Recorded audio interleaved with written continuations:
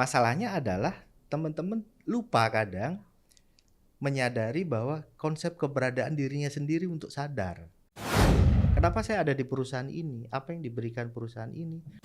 Percuma ngomong bercuap-cuap, kamu harus begini, yang jadi orang itu yang amanah lo ya, nggak bisa. Jangankan mau kerja sama temen ya, mau ngobrol aja males gitu. Ini kan berbicara antara pemilik pekerjaan dengan karyawan. Oke. Mana yang mencintai lebih dulu?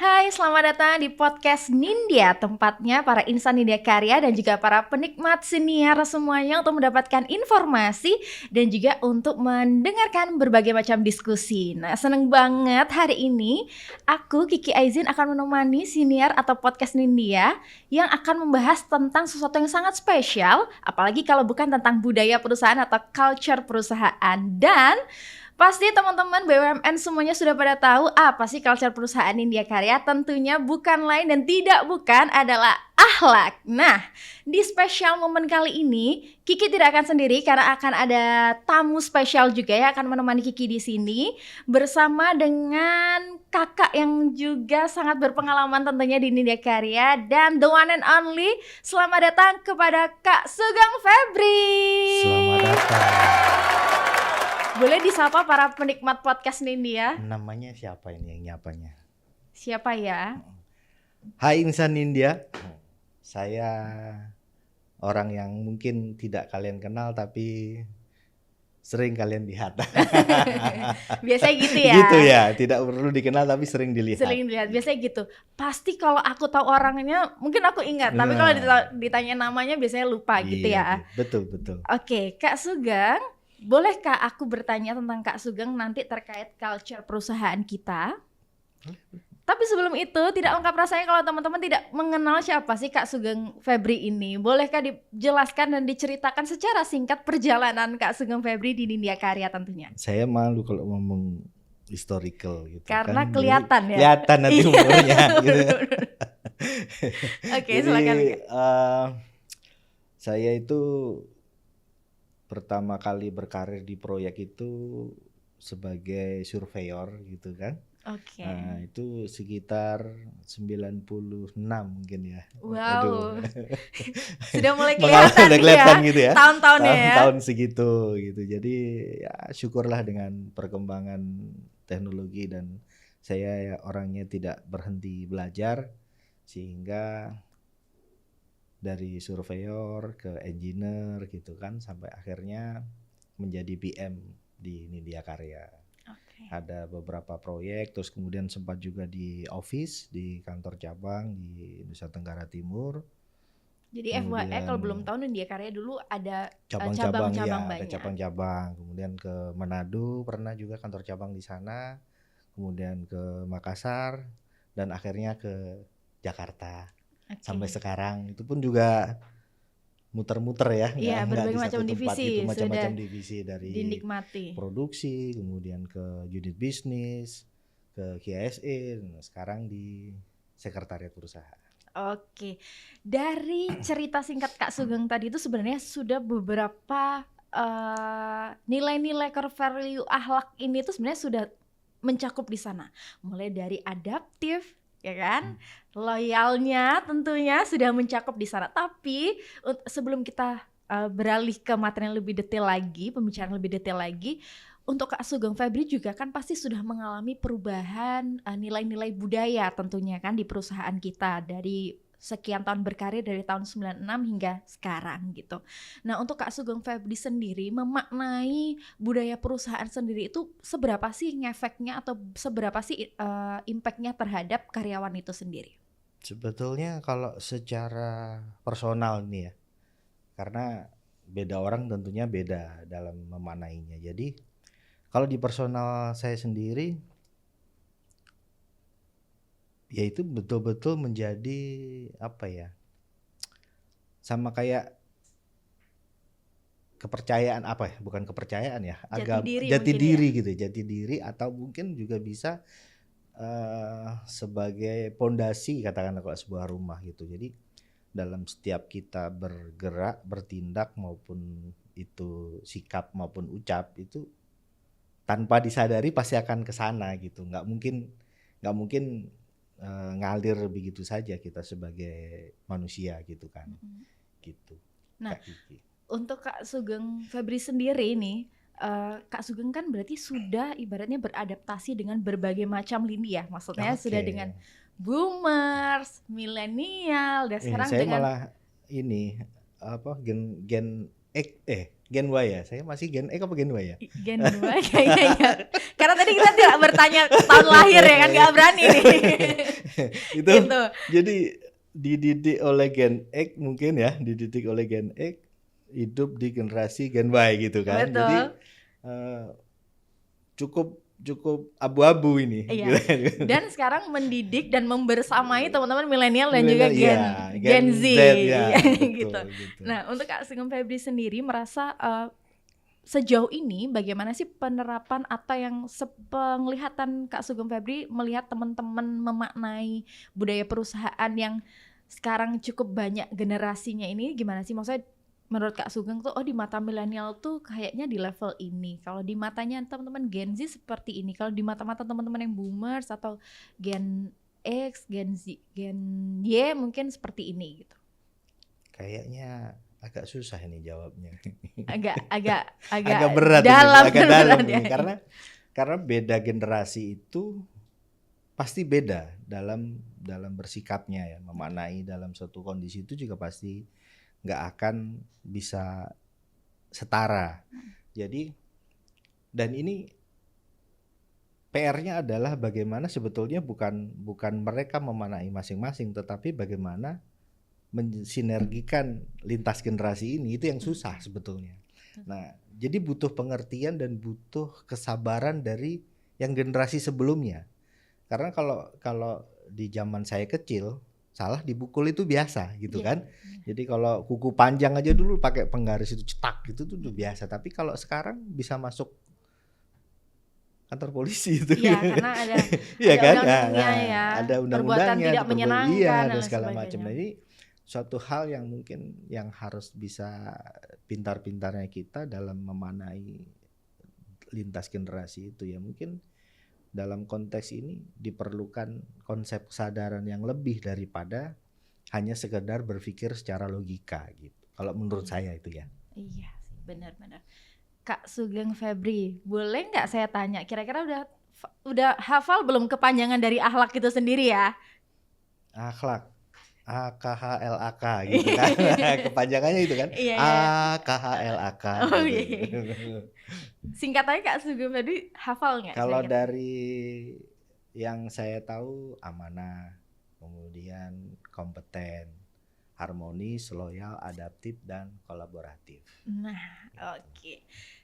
Kak Sugeng sudah cukup mengetahui dan memaknai itu, tapi untuk makna lebih dalamnya sendiri dari amanah, kompeten, harmonis, loyal, dan adaptif itu untuk personally Kak Sugeng sendiri, itu implementasinya di Kak Sugeng tuh untuk amanah itu seperti apa? Yang sudah benar-benar Kak Sugeng concretely nih melaksanakan itu tuh seperti apa? Jadi begini, kalau dari saya ini biasanya saya pilih dua sisi. Jadi bagaimana masuk ke dalam saya dan bagaimana saya keluar untuk ke orang lain, gitu kan.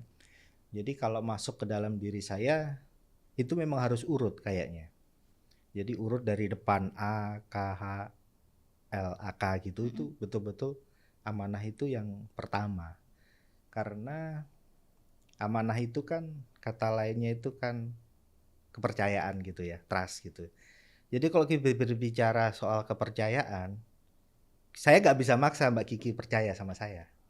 Saya ini orang terpercaya loh, gak bisa kan ngomong begitu. Tapi memang harus ada perbuatan sikap saya yang menunjukkan kondisi itu sehingga orang lain akan percaya sama saya kan begitu. Sosok Sugeng Febri itu iya gitu kan, artinya itu memang harus dari dalam gitu. Saya yang harus memberikan itu. Tetapi kalau kita mau mengajarkan orang, saya nggak bisa ngajarin Mbak Kiki untuk percaya.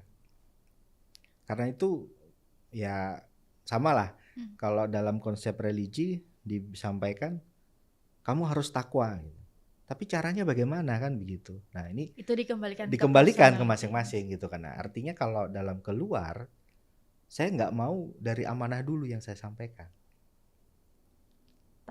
Tapi kalau kita perhatikan kalimatnya itu ya, akhlak itu ada 2 huruf yang berbeda dari 6 huruf itu. Yaitu adalah H dan L. oke. Ya kan? Ya. Sekarang dalam akhlak itu kan ada 2A dan 2K. Betul. Nah, karena kalau kita berpikirnya seperti itu, amanah itu adalah giveness. Gitu kan? Nah, sehingga apa yang bisa kita lakukan itu mulainya dari harmonis dulu. Ya. Nah, harmonis hubungan ini yang hubungan yang baik dulu. Harmonis ini kalau kita cari kalimat dasarnya dalam ilmu filsafat itu artinya kan sadar. Nah, kesadaran ini harus nggak bisa kita sama orang lain, tapi harus diri kita dulu. Kita harus menyadari diri sendiri dulu, baru kita bisa menyadari orang lain. Sehingga harmonisasi itu betul-betul terjadi. Yang namanya harmoni itu kan, nah mungkin ini kalau ngomongnya lebih kerennya adalah kalau sekarang itu bahasanya adalah work-life balance gitu kan. Ya, itu kan keseimbangan. Ya. Bagaimana kita menyeimbangkan kehidupan pribadi kita gitu kan. Nah, masalahnya adalah teman-teman lupa kadang menyadari bahwa konsep keberadaan dirinya sendiri untuk sadar. Siapa saya gitu kan. Di mana saya berada, siapa teman saya, lingkungan saya seperti apa. Nah, dengan mengedepankan konsep kesadaran ini, kita bisa harmoni dengan diri kita sendiri.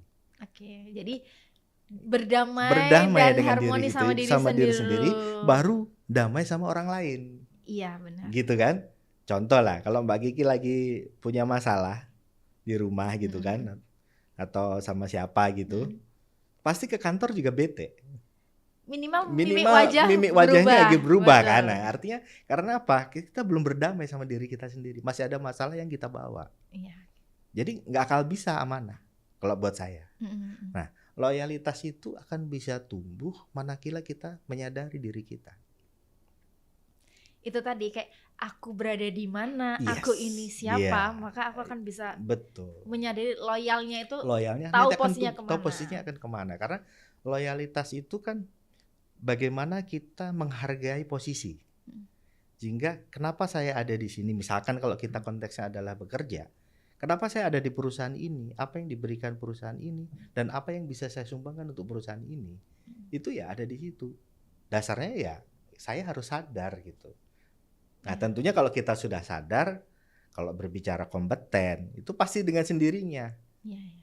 Karena sebenarnya kita masuk di sini sudah sesuai rekrutmennya lah ya. Betul. Artinya kalau kita merasa kurang, keinginan untuk belajar itu akan timbul sendiri untuk menambah kompetensi. Kalau kita kesadaran, dan loyal itu tadi. Iya, betul. Artinya percuma ngomong bercuap-cuap, kamu harus begini, yang jadi orang itu yang amanah lo ya, nggak bisa. Amanah itu giveness. Iya benar. Gitu.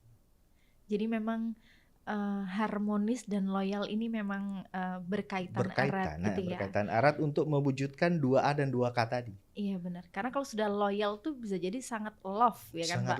Love ke perusahaan kita. Gitu, pasti. Gitu. Dan ada loyalitas, ada harmonisnya kita bisa.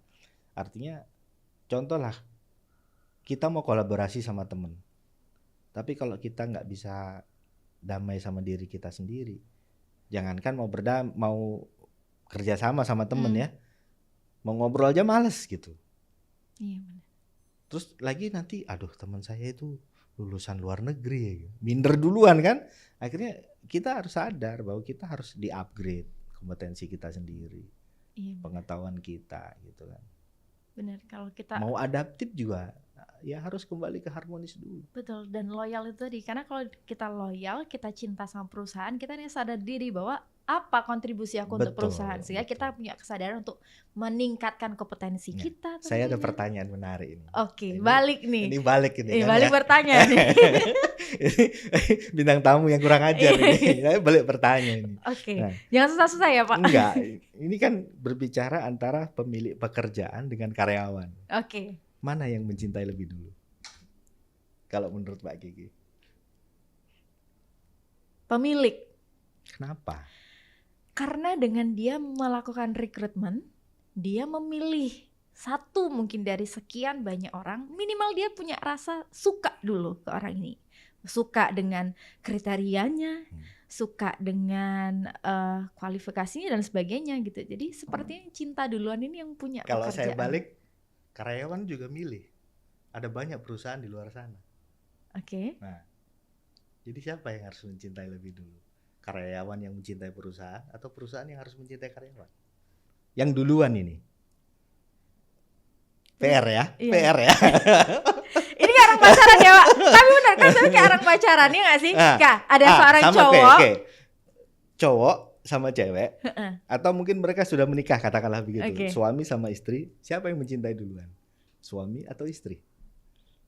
Karena kalau mereka tidak mencintai gak mungkin nikah gak sih Pak? Gak juga, ada juga yang itu di zaman situ Nurbaya. Kayaknya dua-duanya deh Pak. Gak bisa. Ini pertanyaannya adalah siapa yang lebih dulu yang harus memulai? Perusahaan Pak. Kenapa? Karena mereka memilih. Ya karyawan juga milih.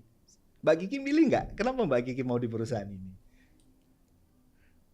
Karena kalau employee gitu Pak ya, bisa jadi kan karena dulu dia kayak ngasal gitu loh Pak kalau mau apply pekerjaan gitu. Sekarang kita balikin ke akhlak ya. Oke. Kalau dalam sudut pandang akhlak yang Mbak Kiki pelajari, siapa yang harus mencintai lebih dulu? Saya sih. Karyawan. Iya. Sama, dalam berkeluarga tadi siapa yang harus mencintai dulu? Istri atau suami? Istri dulu. Yang memulai ini ya, bukan konsep saling ya. Yang memulai dulu. Karena apa? Kita kembalikan ke lahirnya dulu gitu. Jadi kalau kata pendahulu kita, jangan kau tanya apa yang negara berikan kepadamu, tetapi apa yang bisa kita berikan untuk negara. Artinya kalau kita karyawan, jangan tanya perusahaan yang berikan kepada, tapi apa yang kita beri. Ya.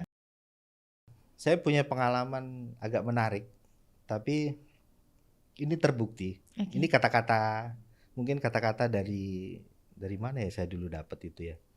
Tapi saya sudah beberapa kali membuktikan dan itu benar.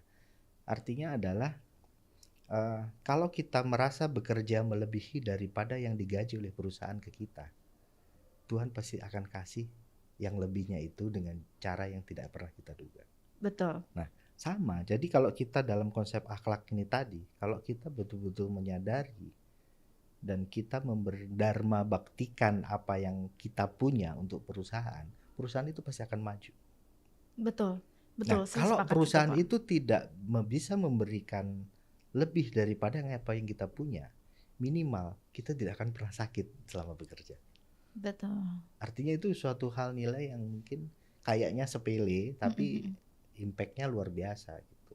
Iya benar banget. Gitu kan? Betul. Karena in my opinion sendiri juga Pak, karena biasanya orang kan selalu bilang kayak perusahaanku ini itu nggak ngasih aku apa-apa gitu. Karena kan? Iya, karena misalnya benefitnya kurang gini. Saya menyadari bahwa tidak semua perusahaan itu punya skala yang sama gitu. Semuanya ada beberapa perusahaan memang lagi growth gitu.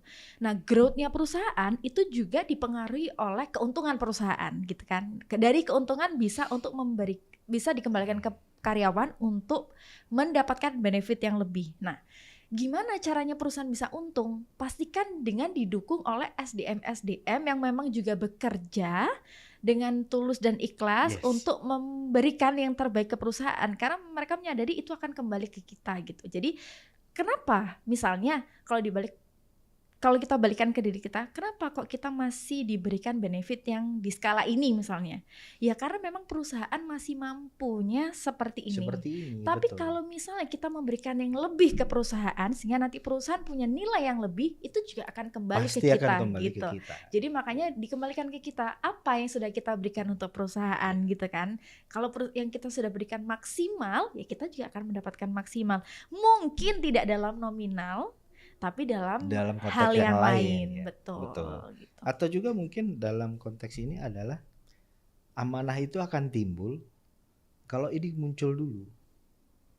Iya. Ya kan? Kalau tadi saya sampaikan kenapa tadi saya geser perspektifnya seperti itu, agar akhlak ini nggak hanya melulu kita ini dicekokin dengan kalimat amanah gitu, supaya kita sadar dulu gitu loh, sadar dulu bahwa hal ini yang memang harus kita lakukan, kita harus memberikan dulu baru kita akan terima. Betul. Gitu kan? Nggak mungkin kita diem-diem nggak ngapa-ngapain tiba-tiba menerima begitu. Betul. Katanya kan level tinggi mencinta itu kan memberi gitu, tanpa berharap kembali gitu. Itu ya Pak, level tinggi dari mencinta. Makanya benar, saya sepakat dengan Kak Sugeng Febri bahwa memang harmonis dan loyal ini ya Pak. Karena kalau loyal kita kerja dan cinta, namanya orang cinta, loyal itu kan tidak ingin menyakiti, tidak ingin berkhianat, sehingga nanti amanah itu akan turut serta dengan hal tersebut gitu. Level tertinggi mencintai itu adalah ketika kita sudah tidak pernah merasakan bahwa kita sudah mencintai. Iya benar-benar. Seperti para suami-suami yang bekerja untuk keluarga tanpa kenal lelah seperti itu. Aduh, sangat seru sekali. Pertanyaan terakhir sebagai pertanyaan penutup nih Kak Sugeng Febri, di antara ke-6 kata-kata yang terkandung dalam akhlak ini, coba diurutkan menurut Kak Febri yang paling kecil dan paling besar, yang favoritnya Kak Febri itu di apa? Kecil ke besar atau besar ke kecil? Kecil ke besar dulu. Jadi nanti top of mind-nya yang sangat bisa kalau Kak Febri cintai. Karena ya itu tadi 2A dan 2K itu menurut saya impact. Oke. Nah, jadi kalau suruh milih, saya tetap akan memilih harmonis dan loyal. Ya. Itu key point. Jantungnya itu ya. Key pointnya buat saya adalah harmonis dan loyal. Karena adaptif itu, kemudian kompeten, kolaborasi, amanah itu adalah hasil daripada kita sadar siapa kita, di mana kita berada, kenapa kita bekerja di sini, kenapa kita harus berbuat seperti ini, dan kenapa kita begitu mencintai dan memiliki perusahaan ini, sehingga kita pengen ada sesuatu yang lebih yang bisa berharap yang lebih yang bisa diberikan oleh perusahaan ke kita. Oke, gitu. Berarti conclusion kita, diskusi kita pada hari ini adalah kita harus selalu menjunjung tinggi yang namanya harmonis dan loyal. Cintai dulu tempat di mana kita bekerja, sayangi dulu tempat di mana kita berpijak, kenali dulu siapa diri kita dan keinginan kita seperti apa, berikan yang terbaik untuk perusahaan kita tercinta dan juga untuk BUMN tentunya. Nah, terima kasih Kak Sugeng Febri atas kehadirannya di hari ini yang sangat cerah gembira ini. Sangat spesial sekali perbincangan kita, penuh dengan daging ya kalau bahasa anak-anak sekarang. Dan semoga Kak Sugeng Febri tidak kapok-kapok untuk datang lagi ke podcast Nindya tentunya. Dan kalau gitu terima kasih banyak teman-teman Insan Nindya Karya dan juga para penikmat siniar tentunya. Dan sampai ketemu lagi di episode-episode selanjutnya dengan tamu-tamu yang tidak kalah spesial. Bye-bye.